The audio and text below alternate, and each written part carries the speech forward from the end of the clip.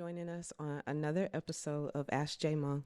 Today I have with me another special guest, Coach Dee Smith. Please introduce yourself. Yes, indeed. Coach Dee Smith, real name Damarius Smith. I know some people pronounce it Damarius sometimes, which is I perfectly apologize. fine, but just very appreciative to be here and looking to talk about some great things. Okay, so I sent you a few questions just so you could be prepared. So let's go ahead and just start with tell us about your brand and what you do. So my brand is Detailed Skill Set. I'm a player development trainer of all ages. Of course, that's in the basketball industry. What else you want to know? You want me to go into detail or? Yeah. Okay. So I've been doing player development training for about 3 to 4 years now. Started in 2019. Officially had a brand in 2022. So just still getting my feet wet. Still looking to learn a ton when it comes to the industry. Of course, I have some natural things that kind of help me out during that. Is of course being a basketball player and a coach before doing both. So just looking to continue to grow and help out this surrounding area in a major way. Okay, so how'd you get here? Like, what made you want to do this? What made me want to what made me want to be a player development trainer is I just wanted to be a resource that I didn't have coming up. My resources as far as extending my basketball knowledge and skill set was kind of limited. I had Terry Boykin, but that was about it. So just wanted to be a different outlet for players who wanted to take their game to the next level. Okay, so we've had Terry on the show before. So when you decided to do this, is that someone who you connected with about moving forward? Yeah, I mean, we were always kind of connected, and he kind of I think knew that I would dive into this part of the game. So every time we seen each other, he would always give me some kind of game, some kind of pointer, some kind of tips, or some kind of encouragement. You kind of know to go ahead and extend myself out there. Definitely always an outlet and a resource for me. In instances where I get stuck or I need some kind of knowledge or guidance, he's definitely a resource for me. Okay, so tell us more about how you came up with the name Detailed Skill Set. With Detailed Skill Set, I kind of juggled through a number of names, but Detailed Skill Set kind of stuck to me because I believe that everybody has a certain set of skills, whether that's in basketball, whether that's in any sport or any kind of artistic expression, but just in general in life, I feel like everybody gets blessed or gifted with a set of skills. When it comes to the set of skills that I possess, I feel like it's very unique. So I kind of went with Detailed for the reason that it kind of went along with my name, which everybody calls me Dee, real name Damarius again. But I just kind of, it kind of stuck with me because I feel like the work that I do is very detailed. I feel like the way that I convey it and exercise it, and I kind of give it to players is in a different fashion than I ever received it, and in a different form than anybody else has given it. Okay. So, I mean, I've reached out to you before and I've told you like all of the positive feedback and stuff that I constantly hear in regards to you. So, what do you feel is the best thing that helps you connect to the people that you're training? I feel like my ability to still play, and I feel like it's the I won't say the setbacks or kind of like the trials and tribulations that I went through in the basketball industry, right? It kind of like it was the catalyst for me to be like, okay, I can not allow some people to go through the things that I went through. So that's kind of like the main point for me. Okay. So, when you hear the constant praise and stuff, does that like get your head big or do you feel like you always stay kind of humble? Definitely super humble. Knowing that it's in God and all of the midst of it. So, I make sure that I stay humble. Because I know what it took for me to get here. I know how much further I have to go. So I stay humble, but it's very appreciative, and I show my gratitude for people allowing me to be a part of the basketball journey. Okay, that was a good answer, and I apologize for the way I framed it because I don't No, think anybody would say, "No, I got a big head." So no, you're my bad. fine.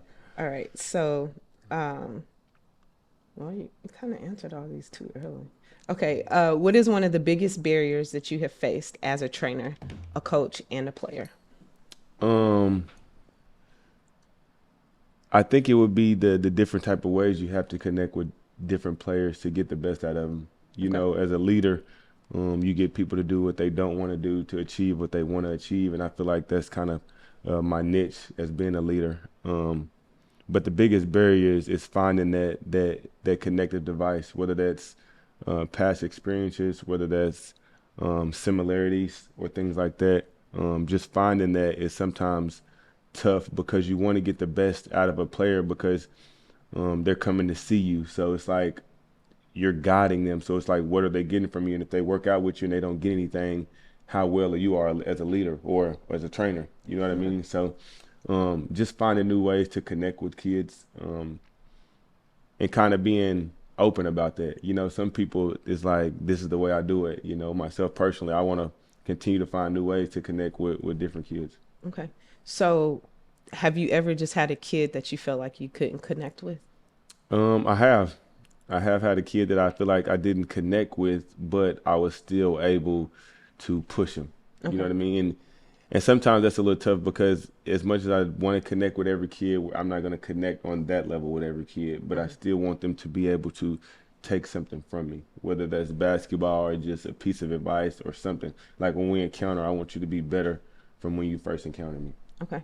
So you shared with us that you are a basketball coach, right? So how is that? Where's those barriers doing that? Is it more or less like during game time or in practice? How are you addressing those? As a coach, those barriers are in practice because I have to think for the team. You know, when it's a player development, most of the time it's either one-on-one or a small group or something like that.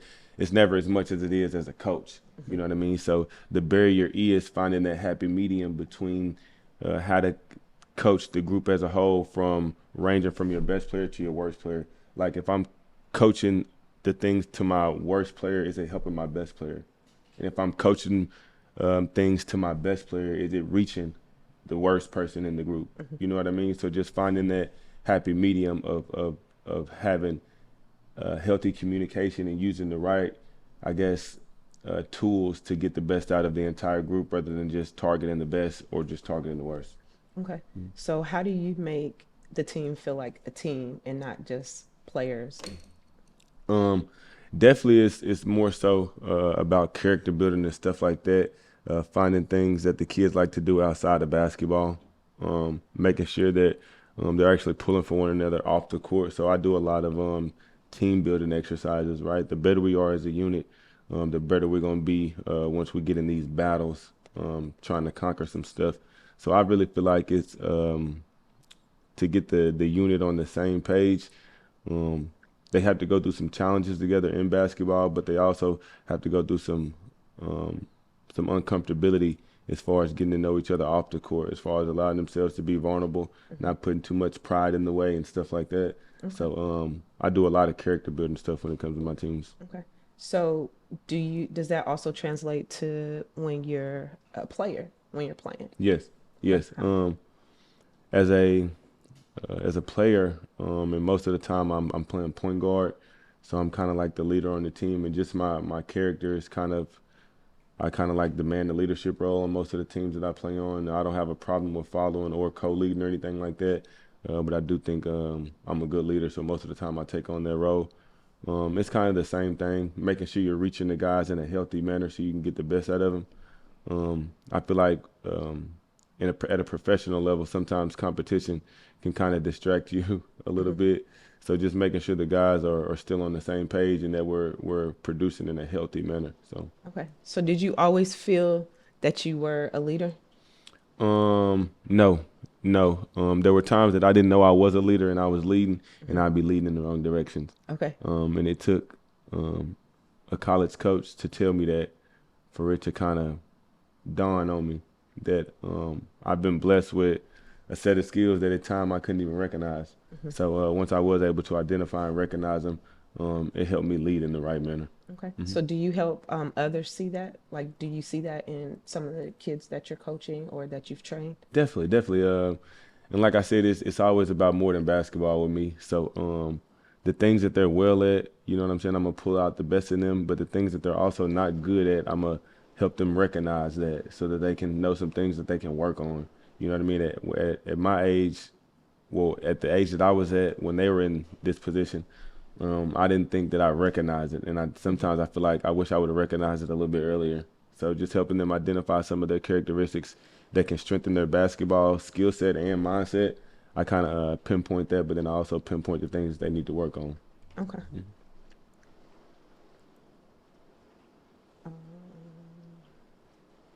Okay. Now to your questions. Okay. There appears to be a lot of trainers in Clarksville. Do you all collaborate together, or is it kind of every man for themselves? There is a lot of us, and I think that is a awesome thing for Clarksville and the other surrounding areas. And we do collaborate. Now, do I call these guys every night or every week? No, but we know we're kind of like in the same basket, and we work with some of the same players. So we encourage. I personally, with myself, I'm not speaking for everybody else. I personally encourage my players to go see the other trainers. You know what I mean? Because you're gonna pick up something from all of us. You know what I mean? All of us have played a great deal of basketball, have been around it for a long time, and are very passionate of what we do, especially in this given area, because most of us have spent some quite a time here in Clarksville, and it means a lot to us to see the level of basketball heighten based off our will and our effort. Okay. So with that, everyone connects to people in different ways. So have you all like ever sat down and discussed like, hey, it seems like you connect better with the younger kids versus the older kids, or you're better at doing this versus that? We haven't sat down collectively, in which I like that you brought that up because I definitely feel like if we want to take it to another level, then that's a moment that has to happen for our area as a whole. But it kind of naturally happens. Coach Terry has been in this for forever, it seems like, and kind of like he's rubbed off on every single trainer that's around here. You know what I mean? So his kind of duty, as you can see right now, is more so the youth and fundamental training because he's super good at that. Now, that's not saying that he doesn't teach skill because he's taught all of us skill. You know what I'm saying? So, but he's definitely great at fundamentals. You got Chris Moses, who's more so focusing on the professional level and things like that, getting guys to G League contracts, NBA contracts, and things of sort. And then you have myself, who kind of works with all ages. You know what I mean? And just kind of puts my own kind of characteristics or individual flavor on each player, just like everybody else does. But I feel like if we wanted to when we do take Clarksville to the next level, having that conversation will probably be the catalyst to it. Okay. So I just thought of this when you were talking, and so I was able to read your bio earlier, and you stated that you received a full ride scholarship.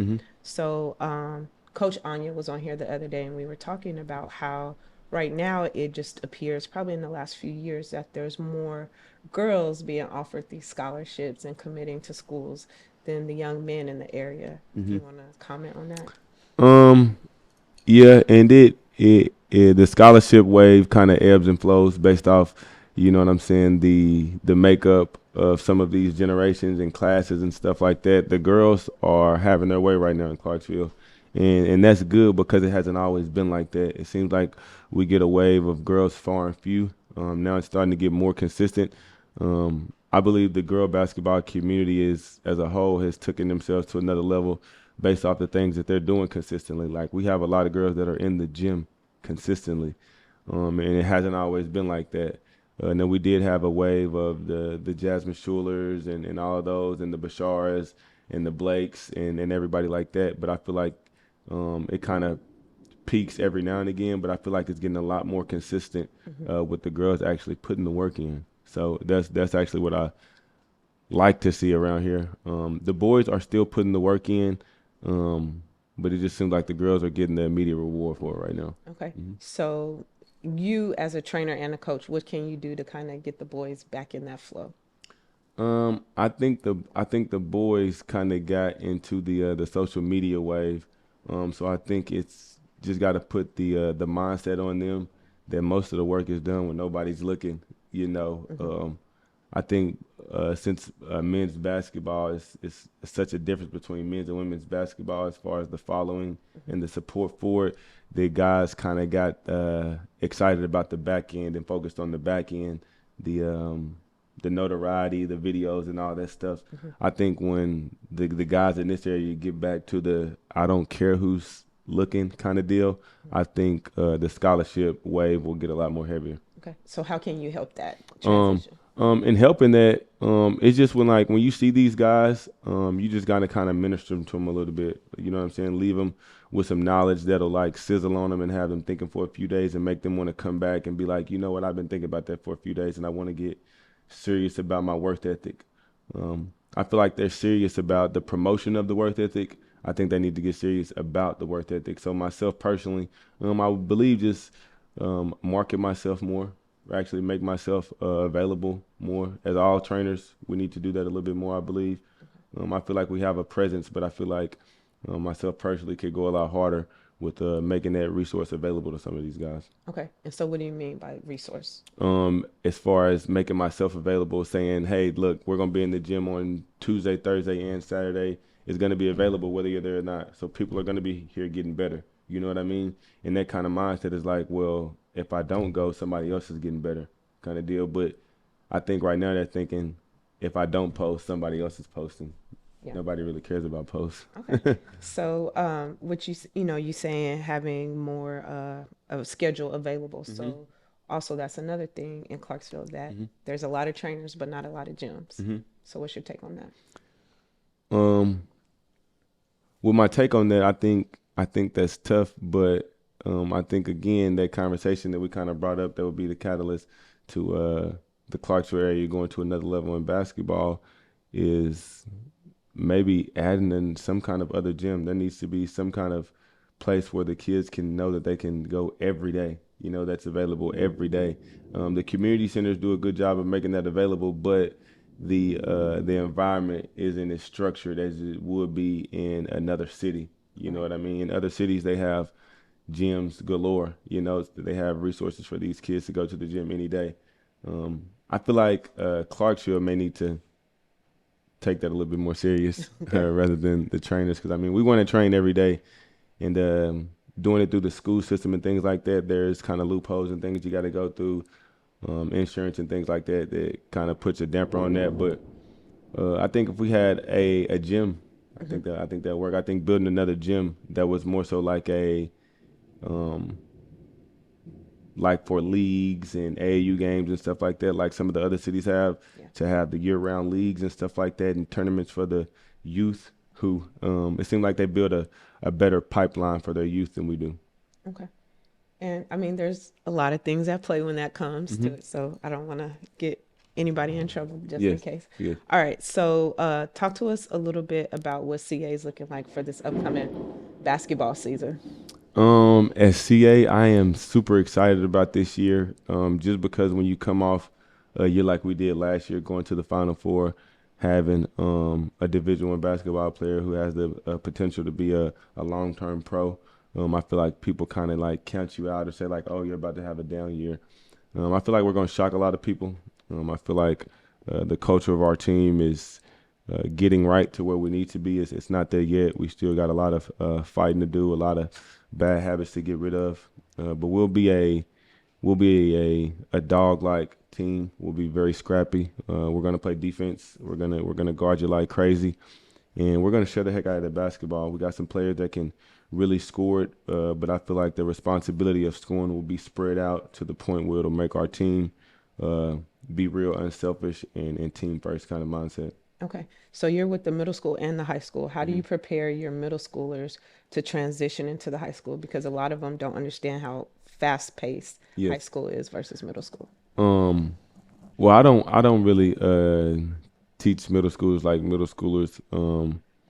I just get them to play super hard and play the right way. I get their mindset not fixated on what you can do for yourself, but what you can do for the team. You know, in middle school, it's more so about playing the right way. If you can play the right way in middle school, most of the time when you go to high school, that's when you actually get your shine on. Um, so just getting the guys to play hard, playing for the person beside them, giving up themselves for the team, putting their body on the line. All of those things that people like to pass up, I like to focus on in middle school because, like you said, the younger you can get the right way to do it. When you get older, the sky's the limit. Okay.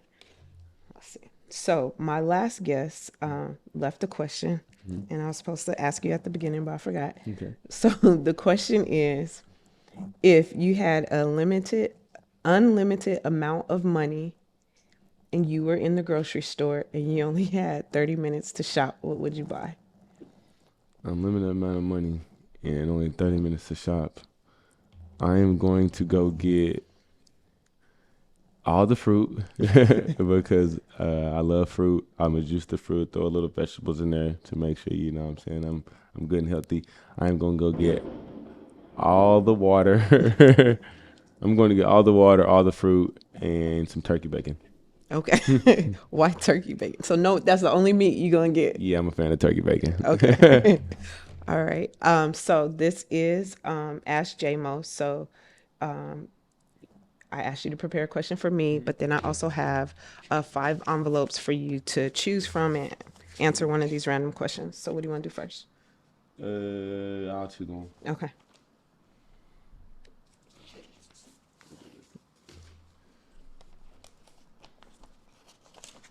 All right. Your question is, what is your purpose? My purpose is basketball. Basketball is my purpose. Guiding the youth through basketball is my purpose. Okay. All right. Now you gotta ask me a question. And is it to you or is It's it to just me. okay?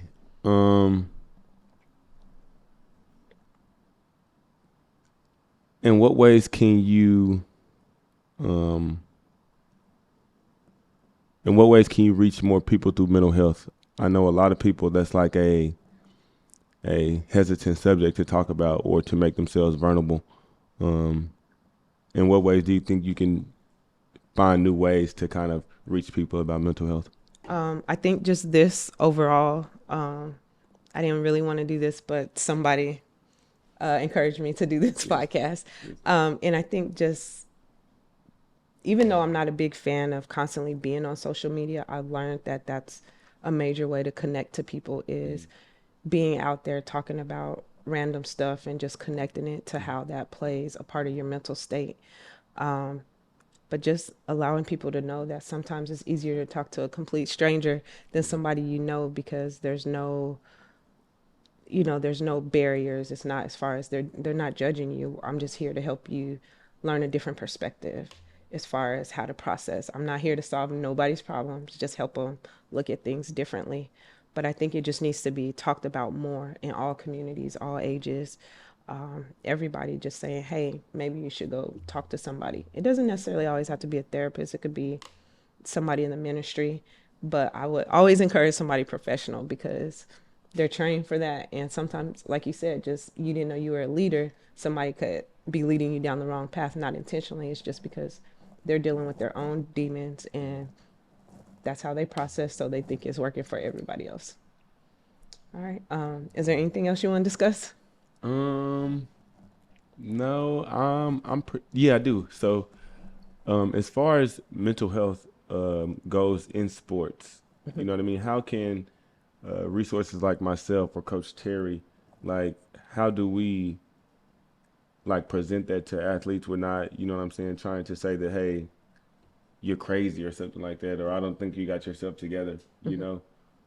And what kind of ways or tactics can we deliver that message? Like, hey, I would suggest that you go talk to somebody about mental health, you know what I mean? Without trying to make somebody feel less than or discourage them.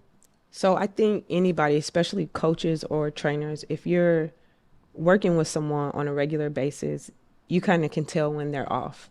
And so just always checking in with them outside of, whatever you're coaching them in. So if you come in, you see somebody kind of tossing their stuff around or their head's always down, it's like, hey, you good? What's going on? They're either going to be honest or they're not, but you should be able to tell in their body movement and how they're responding to the direction you're giving. Just like, all right, well, if you ever need to talk, I'm here. If you feel like you want to talk to somebody that, nobody really knows, won't you try, you can get on better help or all that. But sometimes when you suggest straight out therapy to anyone, they're like, oh, so you think something's wrong with me?